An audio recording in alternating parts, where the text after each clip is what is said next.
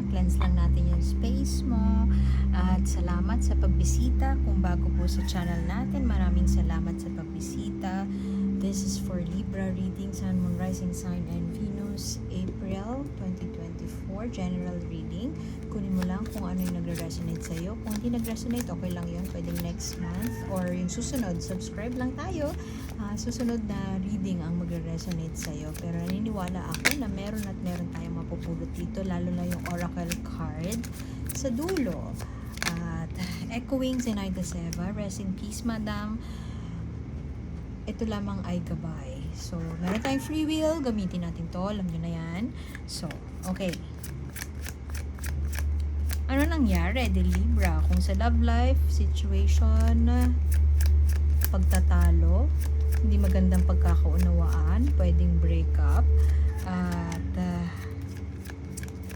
pwedeng pumili na yung lover mo, pumili na yung partner mo na umalis, pero ikaw gusto mo pa rin magstay. Pwedeng ganon. Realization, unhappy. Oh, Libra. Hindi tayo masaya sa relasyon na meron tayo. Love, obviously, love situation. Ito, buhay pag-ibig ni Dear Libra. Merong tao na matagal ka nang kinakasama, pero na-realize mo, or parehas kayo, na-realize nyo na hindi na sapat, or hindi na kayo masaya, hindi na kayo nag-grow, wala na yung satisfaction, na wala na yung kilig, nagpas na siguro sa honeymoon phase, or wala nang excitement around the relationship, and perhaps meron decision na ngayon na namumuo na maghiwalay na.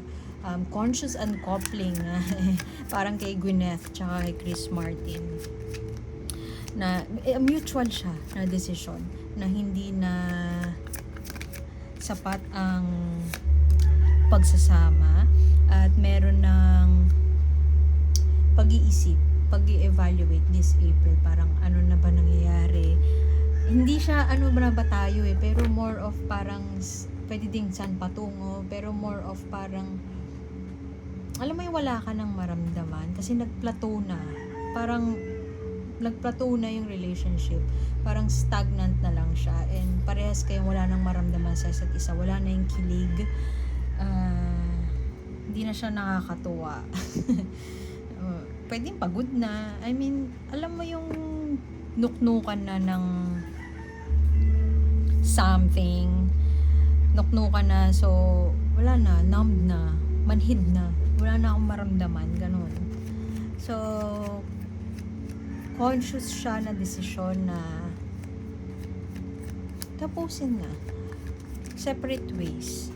Meron dissatisfaction, meron ng tingnan mo siya, looking out into the future, parang meron akong baon na, let's say, skills ko, talents ko, pera ko, meron akong baon, saan ko kaya ilalagay yun? Meron pang natitira sa akin, saan ko pwedeng ilagay yun? May pag-iisip na ng ganon. Excuse me. Oh, for the longest time, bakit parang pare-parehas ang energy ng collective ngayon? Lalaya ka na doon sa energy na nasa relasyon ka, pero feeling mo nag-iisa ka. Alam mo yung ganong in a relationship ka nga pero hindi ka masaya, in a relationship ka nga pero para kang iniwan sa ere, para kang nag-iisa, wala kang maramdaman, hindi mo na maramdaman yung kilig na nararamdaman mo dati with your person. You could be dealing with a fire sign, Aries, Leo, Sagittarius, and pwede ding naging factor yung taong to ay may gustong i-pursue para sa sarili niya, meron siyang gustong i-pursue na project, pwedeng meron siyang binubuo na short project tapos malayo siya sa'yo, so parang doon na nabuo yung decision mo na tama na, tigilan natin. Walang galit, walang remorse, walang inis, walang frustration. Alam mo lang na we're mature enough na to admit na hindi na siya nag-work. Siguro tinry nyo din na i-workout, pero wala talaga eh. Tapos Three of Wands ulit. Ito yan double. Ang daming double whammy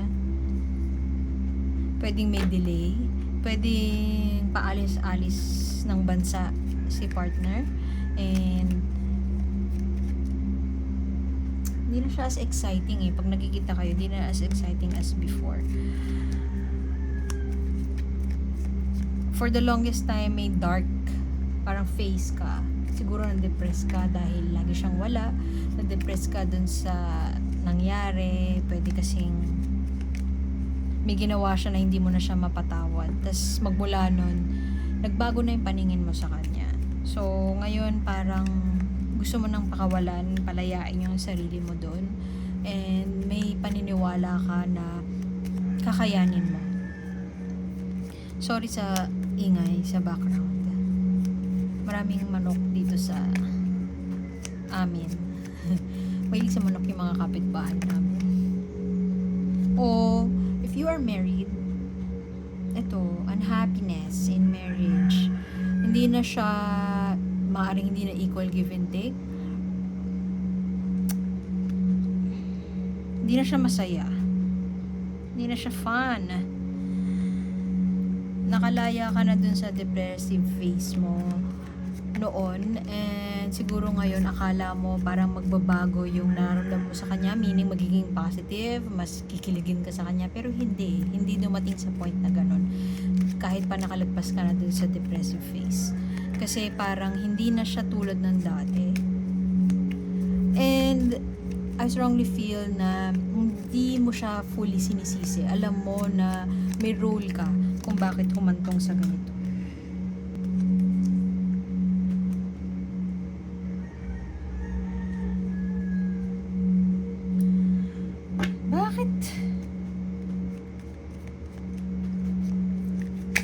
Yung iba sa inyo, may tao, may nakaabang na sa kanila. Pwedeng sa side ng partner mo, pwedeng sa'yo. Older friend or dating friend, tapos nag-reconnect siya sa'yo, tapos nagkaroon ng spark sa inyong dalawa. Papunta ka dun sa tao na yun. And hindi mo akalain na yung tao na yun ay magiging mo pala, lover. Pare kasing best friend mo Siguro with this person, masasabi mo na I have fallen in love with my best friend, or I'm marrying my best friend. Siguro ngayon tinatapos mo pa yung current relationship mo, pero pwede din kasi na future pa to, hindi mo pa to nami-meet. Pero parang feeling ko na-meet mo na siya, kilala mo siya. Tao na nasa buhay mo, maaaring mas matanda sa'yo, artist, creative person, charming, very vocal sa feelings nila, charming, pwede ding smooth talker, pero fire sign, Leo, Sagittarius, Aries, passionate sila, pwedeng adventurous, traveler, jet setter. Sa kanya mo makukuha yung inaasam-asam mo na a life well lived. Sa kanya ka tatanda. I mean, papakasalan mo siya, and siya yung tao na you'll spend the rest of your happy life with. Sa ngayon, feeling ko gumagawa ka pa ng paraan para i-work out, pwedeng ganun yung current relationship mo, or gumagawa ka ng paraan para makaalis ka na doon. And ayaw mo na ng gusto mo nang sabihin na ako naman, kasi for the longest time hindi ka na happy. Siguro nga hindi mo pa sinasabi na hindi ka na happy tinatago mo lang siya kasi ayaw mo makasakit, ayaw mo masaktan yung family niya, ayaw mo masaktan yung kaibigan niya, mga kaibigan niya na naging kaibigan mo na rin. So parang ikaw hinihintay mo na lang na matapos na, or ewan ko, ma-execute yung plano mo na makaalis na.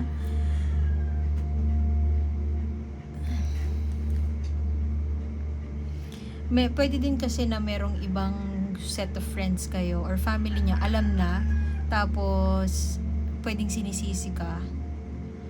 Pero ikaw yung tipong ayaw kayong patulan, pero pag pinatulan ko kayo, baka bawiin nyo yung mga sinabi nyo. Kasi sure ako na, of course may accountability ka, pero sure ka na hindi ginawa mo ang lahat. Sigurado ako na ginawa ko yung best ko para i-work out to. Pero sadyang hindi na talaga nagwo-work.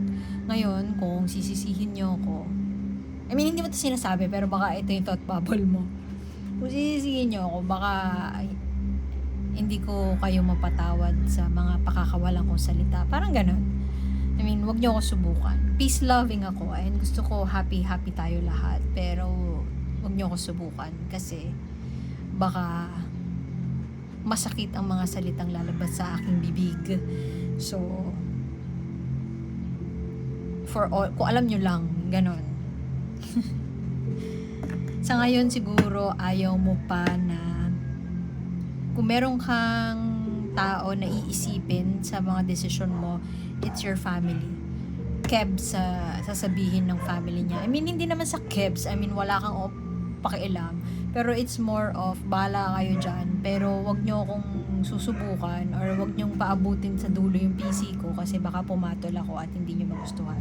So, kung meron ka pang hindi sinasabihan ngayon, siguro yung family ng lover mo alam na, pero yung family mo hindi pa alam. Kung meron kang sasabihan, ang worried ka or parang you care about is yung feelings ng family mo. Feelings ng daddy mo siguro, feelings ng mommy mo. Kasi hindi ikaw yung tao na susuko sa isang bagay.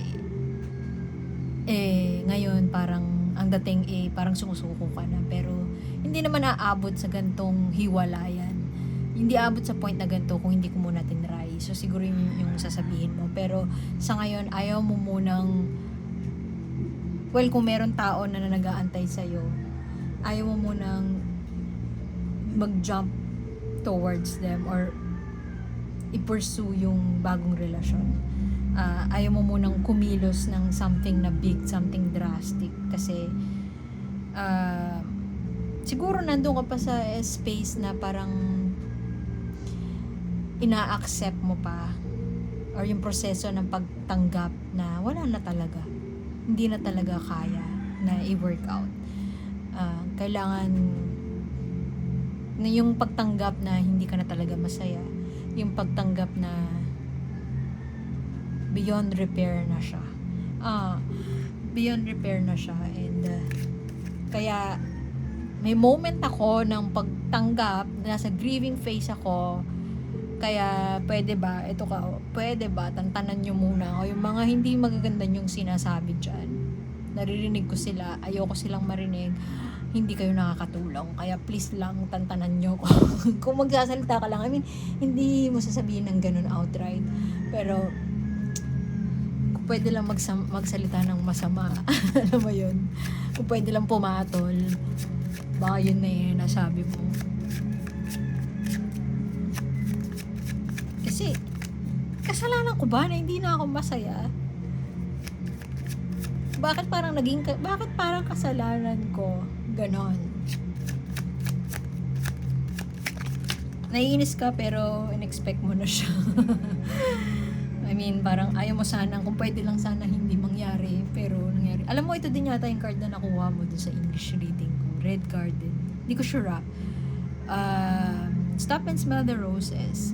See the beauty around you. Pwedeng create beauty kung ayaw mo muna mag-take ng risk into moving into a new relationship, or siguro kasi sa sobrang attractive mo kasi, dear Libra, ang daming opportunities, pwedeng marami kang maliligaw or maraming nagsasabi sa'yo na, oy, nandito lang ako, kung gusto mo lumabas, nandito lang ako, labas tayo. Marami kang kaibigan, very likable ka sa lahat ng tao. So yung mga tao na yon, good or bad, na nagre-reach out sa'yo na parang, uy, tara, ganyan. Ayaw mo munang mag-yes sa kanila kasi parang gusto mo munang namnamin yung proseso ng grief, yung proseso ng pagkawala, yung proseso ng death of a relationship or whatever. Yun. So, ayaw mo munang umalis. So, ngayon, ang message sa universe, kung ayaw mong makipagkita sa mga kaibigan mo makukulit, or sa mga manliligaw mo makukulit, baka gusto mo mag-nature trip, gusto mo mag-solo trip. I mean, hindi ako naniniwala sa soul. I mean, totoo naman yun, pero hindi lang ako naniniwala dun sa term na soul searching kasi hindi mo naman kailangan hanapin yung soul mo eh. Nasa sayo lang siya. Nandyan lang siya. Go in. Nandun lang siya. So, ang point ko is, kung ayaw mo lumabas kasama yung makukulit mong friends or whatever, kung sino man yung nag-iimbita sa'yo, go for a soul searching trip. So, pwedeng solo travel, nature trip, get in touch with the nature. Kasi usually pag solo trip, 'di ba? Pag solo travel, dun mo nakikilala yung sarili mo. Dun mo napapansin yung ganda sa paligid mo, yung mga simpleng bagay na hindi mo napapansin noon. So, you are turning out to be somebody na blossoming into someone new, somebody more beautiful, more gorgeous than ever. Si gorgeous Libra will be more gorgeous than ever. So, message sa'yo is, go for a nature walk, or, very literal yon pero yun, go out there and notice. Tingnan mo, hindi niya nga napansin na may ibon sa yung shoulder niya. So, yung mga simpleng bagay sa paligid mo, sa paanong paraan ka makakapag-slow down para namnamin yung beauty around you. Kasi ikaw pa lang, beautiful na, yung sa paligid mo, surround yourself with beauty. So, yun yung makakatulong sa'yo sa mga panahong ganito. So, iwan ko na yun doon. Dear Libra, salamat for being here. And like, share, and subscribe lang para masubaybayan ang mga susunod na uploads. And salamat sa pagbisita. My name is A and see you soon. Bye!